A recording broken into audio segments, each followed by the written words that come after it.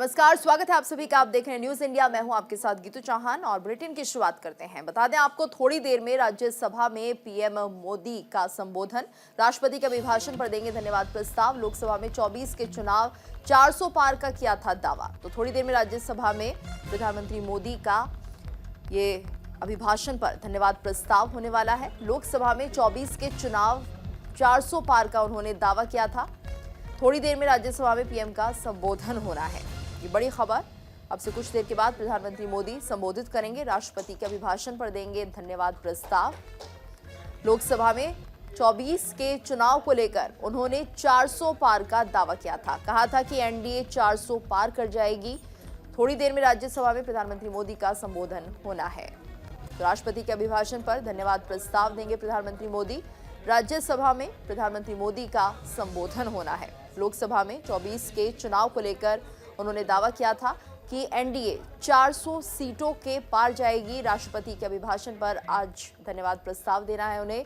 राज्यसभा में ये संबोधन होना है। इससे पहले जब लोकसभा में उन्होंने संबोधित किया था, उस दौरान उन्होंने कहा था 2024 के चुनाव में एनडीए 400 पार कर जाएगी। 400 से ज्यादा सीटें एनडीए के खाते में जाएगी और पूरे आत्मविश्वास के साथ प्रधानमंत्री मोदी ने ये बात लोकसभा में कही थी। लोकसभा में 2024 के चुनाव को लेकर ये दावा प्रधानमंत्री मोदी करते हुए नजर आए कि 400 सीटें या उससे ज्यादा सीटें एनडीए के खाते में जाएंगी।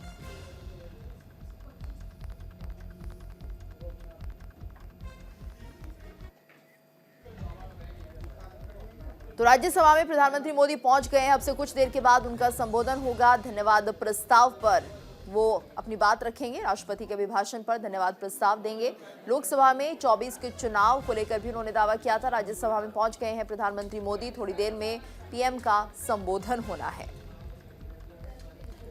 तो राष्ट्रपति के अभिभाषण पर धन्यवाद प्रस्ताव देंगे और इससे पहले लोकसभा में उनका संबोधन हुआ। अब राज्यसभा में संबोधन होना है। तो लोकसभा में जिस दौरान प्रधानमंत्री मोदी संबोधन कर रहे थे, दावा किया था उन्होंने कि 2024 के चुनावों में एनडीए के खाते में 400 से ज्यादा सीटें जाएंगी। वहीं अब वो राज्यसभा किया था। आज आप ओबीसी की बात करते हैं, जिस ओबीसी के आरक्षण लागू करने की बात और तीनों रिपोर्टों को जो आपके शासन में आई थी, जो आपके समय की थी, आपको लागू करने से किसने रोका था?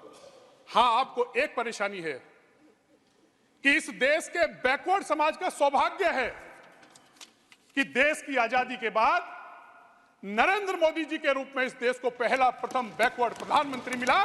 यह आपको बर्दाश्त नहीं, इसे आप डाइजेस्ट नहीं कर पा रहे हैं। यह आपकी परेशानी है। इस परेशानी को हम समझ सकते हैं, लेकिन इस देश का पिछड़ा, इस देश का अनुसूचित जाति का लोग, इस देश का अगड़े समाज का जो सबसे नीचे पायदान पर रहने वाला व्यक्ति है, वो समझ चुका है कि उनके लिए अगर किसी ने काम किया है तो इस देश के प्रधानमंत्री नरेंद्र मोदी जी और नरेंद्र मोदी जी की सरकार ने करने का काम किया। माननीय सभापति जी, अगर मैं ओबीसी की बात करूं,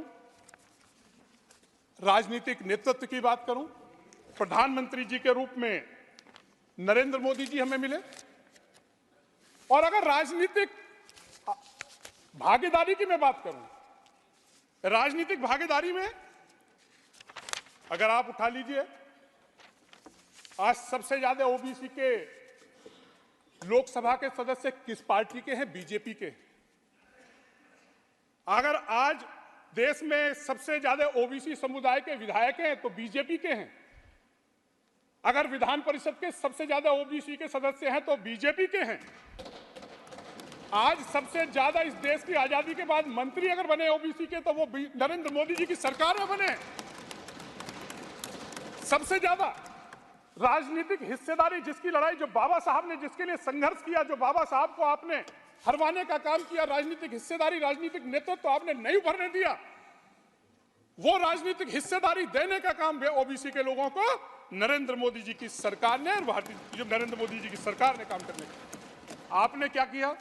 नौकरी की तरफ ओबीसी एससी को नौकरी मिल जाए, आरक्षण की आप बात करते थे, जिसमें आपकी नीयत नहीं थी, नेहरू जी की भी नीयत नहीं थी। लेकिन नरेंद्र मोदी जी की को बधाई देना चाहूंगा, इस देश के प्रधानमंत्री जी को। उन्होंने समाज के उस वर्ग को, जो ओबीसी का सबसे पिछड़ा वर्ग है, जिसे हम विश्वकर्मा समाज कहते हैं, जो नाई, जो हमारा धोबी है, जो लोहार बढ़ई है, उस समाज, कुम्हार जो अपने हाथ से काम करता था, जिनके पास स्किल होता था, वो धीरे धीरे इस नौकरी के चक्कर में वो स्किल उनका खत्म हो गया। इस देश के प्रधानमंत्री ने समाज के उस वर्ग की चिंता करने का काम किया और विश्वकर्मा जैसी महत्वपूर्ण योजना उनके लिए लेकर आए, जिसमें उनको स्किल तो किया ही जाएगा, उनको साथ साथ उनको अपना व्यापार करने के लिए भी उनको संसाधन उपलब्ध कराए जाएंगे, उनको धनराशि उपलब्ध कराई जाएगी। ये इस देश के प्रधानमंत्री नरेंद्र मोदी जी की सोच है। माननीय सभापति जी, किसानों को लेके एक बड़ी योजना, पहले किसानों से पहले मैं आयुष्मान के अपने अनुभव जरूर शेयर करना चाहूंगा। सभापति जी, आप भी किसान पुत्र हैं, आपने भी गांवों में देखा होगा अपने समय। गांव में अगर अक्सर हमारे बहुत से लोगों का अनुभव होगा जो रूरल बैकग्राउंड से आते हैं, वहां जाकर जब किसी गरीब परिवार का व्यक्ति बीमार हो जाता है और उसके पास इलाज के लिए पैसे नहीं होते, तो वो एक काम करता है कि पहले तो ये करता है कि कहीं से पैसे उसको उधार मिल जाए। अगर उसको गांव में कोई उधार भी नहीं देता था तो फिर उसके बाद वो कर्ज लेता था, और जब गंभीर बीमारी हो जाती थी, लाइलाज हो जाता था, वो संभव नहीं हो पाता था, तो वो अपने मरीज को अपने घर लेकर जाता था धन के अभाव, और उसको समय का उसका इंतजार करता था। ये स्थिति हमारे गांवों में आम आदमी, गरीब आदमी की थी। ये पीड़ा थी इस देश की इस गरीब की इस पीड़ा को समझने का काम आयुष्मान योजना के माध्यम से देश के प्रधानमंत्री नरेंद्र मोदी जी ने किया, और आयुष्मान योजना लाकर इस देश में किसी भी गरीब परिवार के व्यक्ति को अब इलाज के लिए पैसे की जरूरत नहीं पड़ेगी। 5 लाख तक का इलाज फ्री देने का काम आयुष्मान योजना के माध्यम से देश के प्रधानमंत्री जी ने किया है। और सभापति जी, मुझे अब ये विकसित भारत जो हमारी यात्रा थी उसमें जाने का मौका मिला, कुछ लाभार्थियों से मिलने का भी मुझे मौका मिला। मैं 1-2 अनुभव बताकर अपनी बात समाप्त करना चाहूंगा। मैं एक महिला लाभार्थी से मिला। मैं महिला लाभार्थी से पूछा कि क्या तुम्हें लाभ मिला, क्या हुआ? उसने बताया कि मेरे घर में सांसद जी 5 लोगों को डेंगू हुआ था। मैंने कहा हुआ क्या फिर उसके बाद? बोले हम तो इलाज कराने गए और हमें 1 पैसा भी नहीं देना पड़ा, 5 का इलाज फ्री हुआ। तो मैंने कहा इससे पहले क्या होता? बोले सांसद जी हम नहीं इतना अच्छा इलाज करा पाते अगर आयुष्मान कार्ड हमारे पास नहीं होता। और उन्होंने मंच से खड़े होकर इस देश के प्रधानमंत्री नरेंद्र मोदी जी का आभार व्यक्त करने का काम किया। मैं बहुत ज्यादा समय नहीं लेते हुए अंत में एक बात कहकर, दूर लोगों को पास करते हैं, दूर लोगों को पास करते हैं, काम हर एक खास करते हैं, काम हर एक खास करते हैं। मोदी नाम है उस इंसान का, साथ सबका विकास करते हैं। धन्यवाद।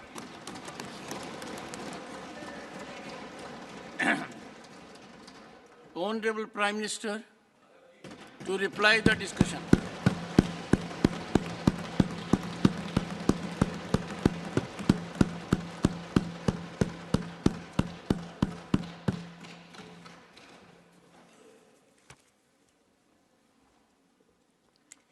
आदरणीय सभापति जी,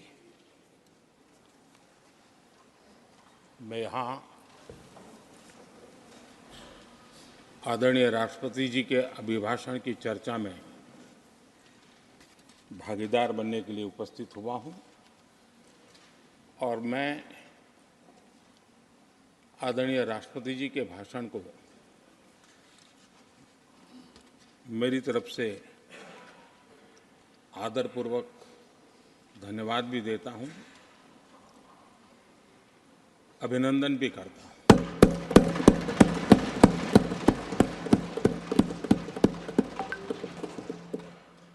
आदरणीय सभापति जी, ये 75वां गणतंत्र दिवस ये अपने आप में एक महत्वपूर्ण माइलस्टोन है और उस समय संविधान की यात्रा के इस महत्वपूर्ण पड़ाव पर राष्ट्रपति जी का भाषण, उसका एक ऐतिहासिक महत्व भी रहता है। और उन्होंने अपने भाषण में भारत के आत्मविश्वास की बात कही है, भारत के उज्जवल भविष्य के प्रति विश्वास को प्रकट किया है और भारत के कोटि कोटि जनों का जो सामर्थ्य है, उस सामर्थ्य को बहुत ही कम शब्दों में लेकिन बहुत ही शानदार तरीके से देश के सामने सदन के माध्यम से प्रस्तुत किया है। मैं राष्ट्रपति जी के इस प्रेरक उद्बोधन के लिए और राष्ट्र को दिशा निर्देश के लिए और एक प्रकार से विकसित भारत के संकल्प को सामर्थ्य देने के लिए हृदय से बहुत बहुत आभार व्यक्त करता हूं।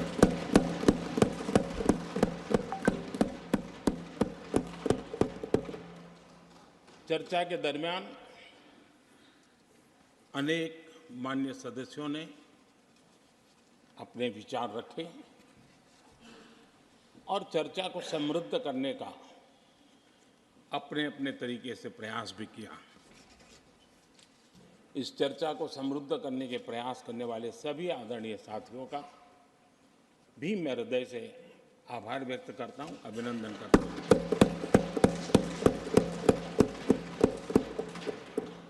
कुछ साथियों के लिए आलोचना करना, कड़वी बातें करना, ये उनकी मजबूरी थी। उनके प्रति भी मैं संवेदनाएं प्रकट करता हूं।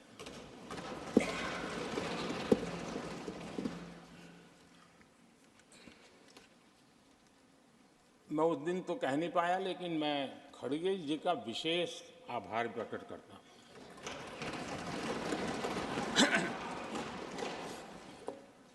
बहुत ध्यान से सुन रहा था खड़गे जी उस दिन में,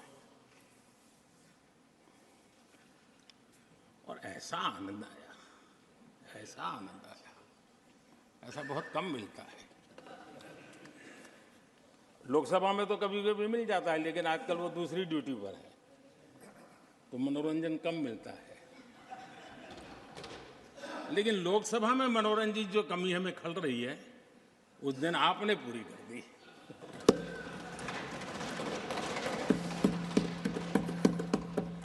और मुझे प्रसन्नता इस बात की थी कि माननीय खड़गे जी काफी लंबा और बड़ी इम्तिहान वजह से शांति से बोल रहे थे। समय भी काफी लिया था। तो मैं सोच रहा था कि आजादी मिली कैसे,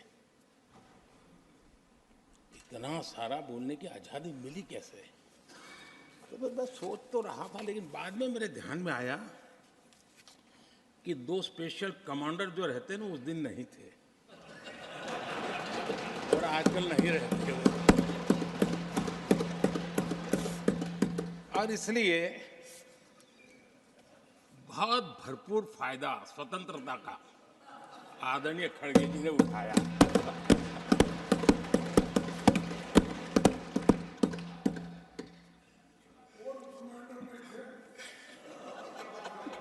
और मुझे लगता है कि उस दिन खड़गे जी ने सिनेमा का एक गाना सुना होगा, ऐसा मौका फिर कहाँ मिलेगा।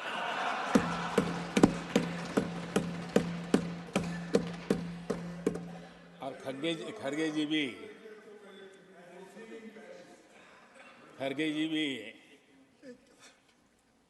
एम्पायर नहीं है, कमांडोज नहीं है, तो चौके छक्के मारने में मजा आ रहा था उनको।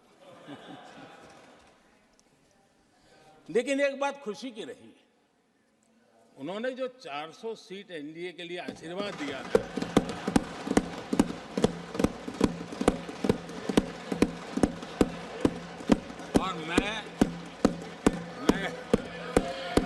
जी के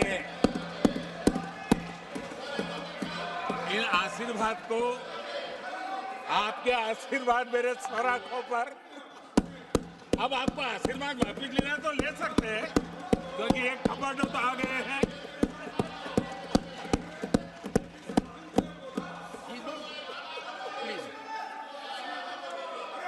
आदरणीय सभापति जी, मैंने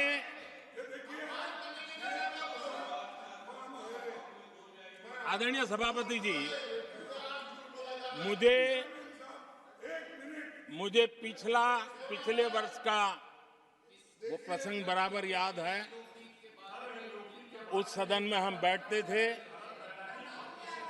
और देश के प्रधानमंत्री की आवाज को गला घोंटने का भरपूर प्रयास किया गया।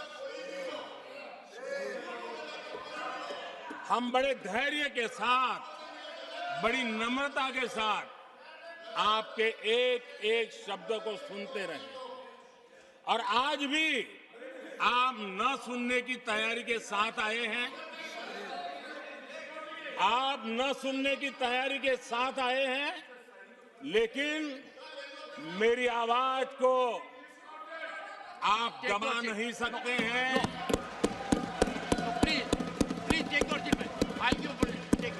देश की जनता ने इस आवाज को ताकत दी हुई है।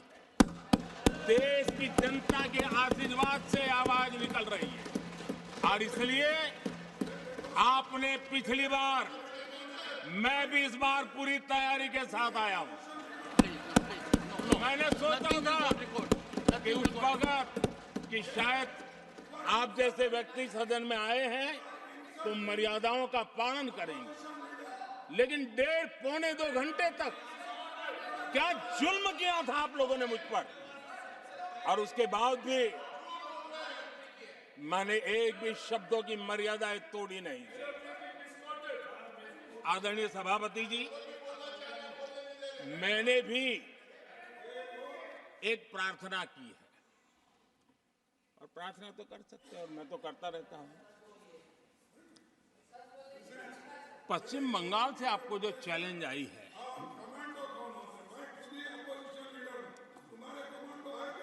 और पश्चिम बंगाल से चैलेंज आई है कि कांग्रेस 440 पार नहीं कर पाएगी, 40 पार नहीं कर पाएगी। मैं प्रार्थना करता हूं कि आप 40 बचा पाएं।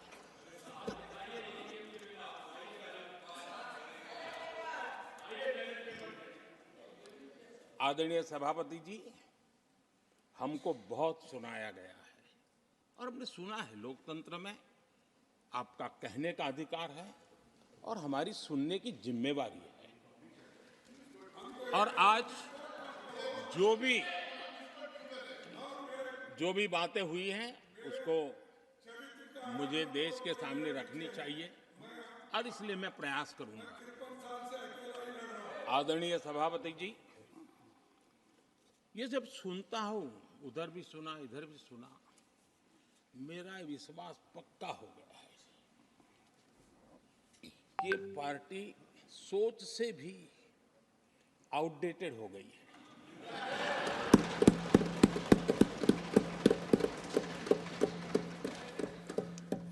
और जब सोच आउटडेटेड हो गई है, तो उन्होंने अपना कामकाज भी आउटसोर्स कर दिया है। देखते ही देखते इतना बड़ा दल, इतने दशकों पर तक देश पर राज करने वाला दल, ऐसा पतन, ऐसी गिरावट, हमें खुशी नहीं हो रही है। हमारी आपके प्रति संवेदनाएं हैं, लेकिन डॉक्टर क्या करेगा जी, पेशेंट खुद। आगे क्या बोलूं?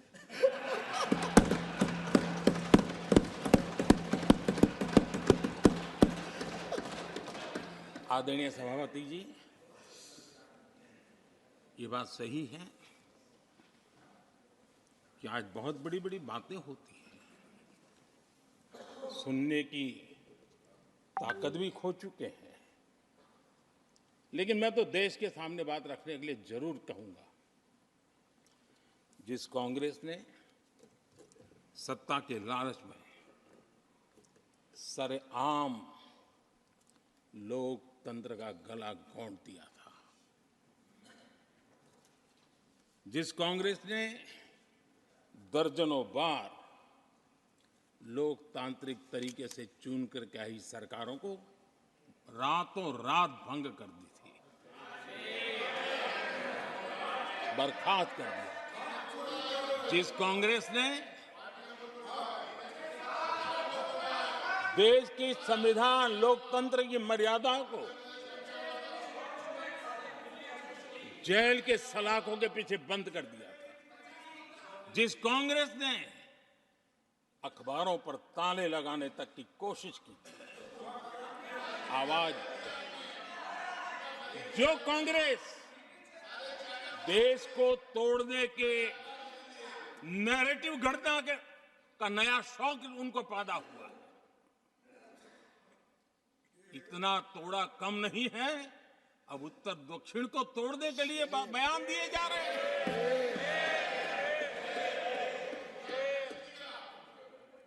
और ये कांग्रेस हमें लोकतंत्र और फेडरलिज्म उस पर प्रवचन दे रही है। आदरणीय सभापति जी, जिस कांग्रेस ने नथिंग तो सीधी तस्वीरें आप राज्यसभा से देख रहे थे, जहां पर प्रधानमंत्री मोदी का संबोधन चल रहा है। यहां पर रुकेंगे एक छोटे से ब्रेक के लिए, जल्द हाजिर होते हैं।